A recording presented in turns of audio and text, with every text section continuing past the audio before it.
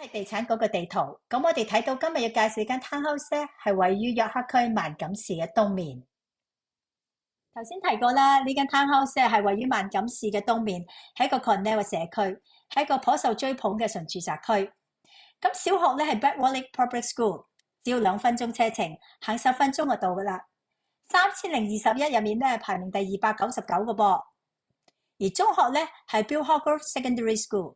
746間入面咧排名52，只要揸車1分鐘，行5分鐘就到。咁兩間都係出名個學校，係雙校區嘅 townhouse 嚟嘅。如果你話咁我想去 shopping 喎，咁你可以去 Markfield Mall，即係11分鐘到。如果你話我又想去食嗰啲香港嘅茶餐廳啊、中式食肆咧，咁喺佢附近咧都係揸車9分鐘或者10分鐘就到噶啦。而且咧，我哋8分鐘就去到 Montreal GO Train Station， 好方便喎。如果我想去超市嘅話咧，亦都有 Food Basic 啦，9分鐘車程或者8分鐘嘅 Walmart Supercentre。Hello， 大家好啊！我係加拿大多倫多嘅全職地產經紀 Shirley 女。今日好介紹喎，就我身後呢間 townhouse 啊，佢間 freehold townhouse， 唔需要任何管理費，亦都冇 portal fee， 1毫子都唔使嘅。佢係有3間睡房嘅，係2009年起嘅。咁而家帶入去睇下，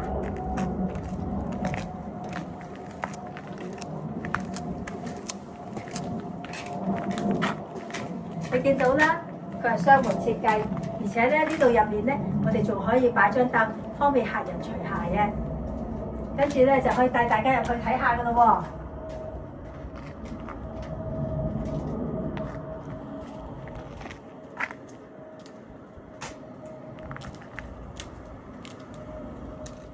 而家大家咧請入嚟睇下呢間 freehold 嘅 townhouse。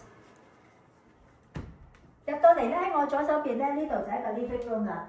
咁其實咧你見到咧佢係得雙座位嘅 sofa， 因為喺屋主咧就2夫妻嘅啫。咁所以佢哋乜嘢都係2個人嘅。但係如果你想話你擺個3座位嘅，兩邊再擺個單座位咧，佢都通通擺得落有餘喎。而且你睇佢睇電視位幾好。我哋中國人入屋第一件事睇下電視位喺邊嗱，呢個大小同埋呢個遠近距離都十分適中嘅。然後咧，我哋睇下，當然啦，我哋有客人用嘅洗手間啦，係咪？呢一個咧就係客人用嘅洗手間啊。然後過嚟呢度咧就仲有一個鏡櫃，可以擺我哋啲褸嘅。再入嚟咧就係個廚房同埋飯廳啦。我左手邊係個廚房，一個 peninsula 嘅設計，你睇入面幾多位？我哋可以擺 high chair 啦，因為呢度而家佢屋主係2夫妻啊，咁我哋擺4張 high chair 都得嘅。咁然後個廚房咧有個另外一個特色，佢都好多呢個櫥櫃同埋平櫥嘅喎。咁譬如入到嚟，我哋會見到呢個煮食爐啦、焗爐啦、油煙機啊、洗碗碟機呢啲應該有嘅電器咧一應俱全嘅，仲係一個 double sink。咁好啦，呢個雪櫃咧係4門嘅喎，因為女主人咧好中意整嘢食嘅。然後我哋再過嚟咧睇下咧，佢呢度有 pantry 啦。同埋佢仲有一張台仔喎，呢個台仔唔係每間屋都有，亦都係一個特色嚟嘅。就如果當媽咪喺度煮嘢食嗰陣時，小朋友好細個，你可以叫佢做功課啊，喺度睇書啊，咁你咪可以睇到照顧佢咯。嗱，過嚟呢度咧，就我哋有另外一個櫃，可以係掛我哋啲褸嘅，同埋呢度咧呢個後面呢度門啦，咁亦都係雙門設計，不過佢唔係平排，而係咁樣前後嘅。咁而家呢個你會見到咧，佢有個 garage 咧單車房，但係側邊可以泊到2架車嘅。呢個後院咧亦都係鋪咗 interlock 嘅。再過嚟咧就係我哋隔離嘅飯廳啦。咁呢個飯廳，如果你有需要，可以擺張大啲嘅飯台啦。同埋呢度咧可以有一個少少嘅家庭廳，仲有個火爐。係咪覺得好溫馨咧？自己平時冬天喺度睇下書啊，或者3兩知己嚟到，可以喺呢度傾偈。嗱，而家我哋上到嚟2樓啦。2樓咧睇下我哋嘅主人房，呢個係一個雙門設計喎，夠晒豪華大氣啊！你哋入嚟睇下個 layout 幾四隻，除咗高床軟枕之外，仲有2個唔細嘅床頭櫃，仲可以擺多個櫃喎。咁同埋你睇下呢個叫 California Shutter， 呢間屋都係用呢個嘅，佢比較貴嘅，而且咧佢仲有窗簾添呢度。然後我哋可以睇下主人房嗰個洗手間啦。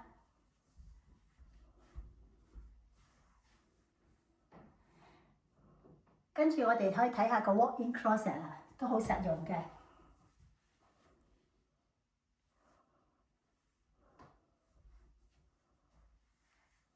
好啦，咁而家咧，我哋就會介紹個洗衣房喎。個洗衣房喺2樓，係咪好正啊？唔使走落 basement 洗衫，然後再走翻上嚟拎咗咁多衫。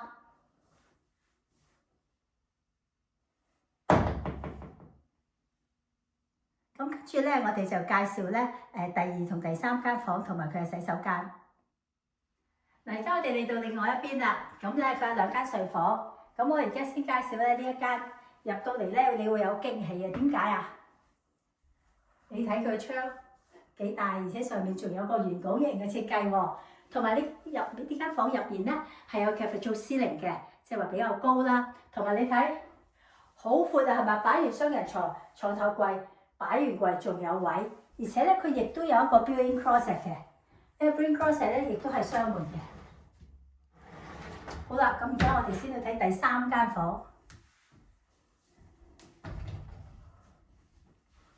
第3間房呢度咧，又有驚喜，點解啊？佢除咗2個窗咧，佢仲可以咧出去嗰個露台嘅喎，有個小露台啊！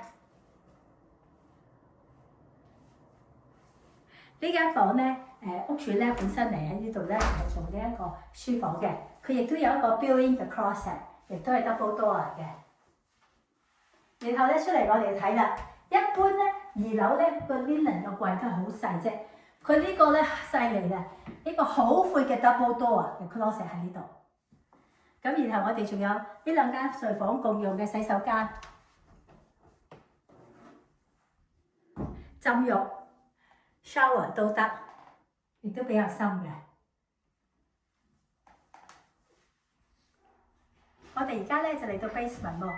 basement 係全部 finish 晒，做晒 top light， 亦都有一間房，有一個洗手間嘅。我哋先睇下，嗱呢度咧係一個 double door 嘅 closet 啦，入面有晒 organizer。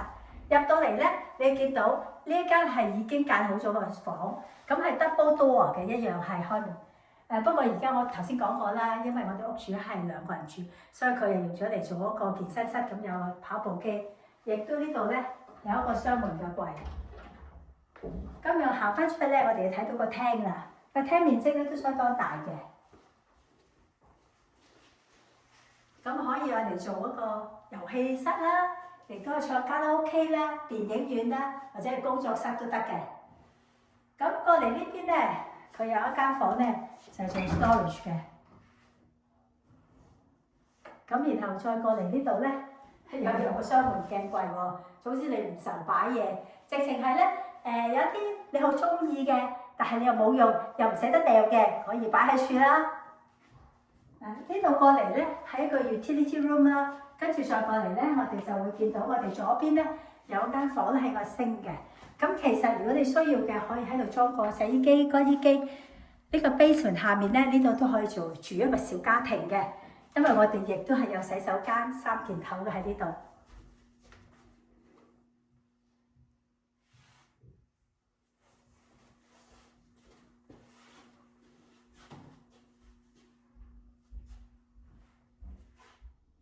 呢間屋係2009年起嘅，係一間 freehold townhouse，唔需要俾任何管理費，亦都唔會好似有啲 freehold townhouse 話 porter fee 係斗零都唔使嘅。坐北向南，3個睡房，4個洗手間 ，basement 就全部裝修晒，做埋 pot light 添，一個車房側邊可以泊2架車，總共可以泊3架。咁屋主本身咧係一個 handyman 嚟嘅。乜嘢維修全部搞掂晒，執得間屋咧係好美 well maintained嘅。佢太太咧亦都好乾淨，所以呢間屋咧正式係拎包入住嘅。咁大家如果有興趣，歡迎你哋約我睇屋，又或者加拿大朋友、海外嘅朋友，你哋想睇任何物業咧，亦都歡迎你哋隨時聯絡我，我係帶你哋睇，或者幫你哋拍 video， 同你分析樓市嘅走勢。記得通過 WeChat、WhatsApp、email 或者電話同我聯絡啊！同埋記得俾個 like 喎，拜拜。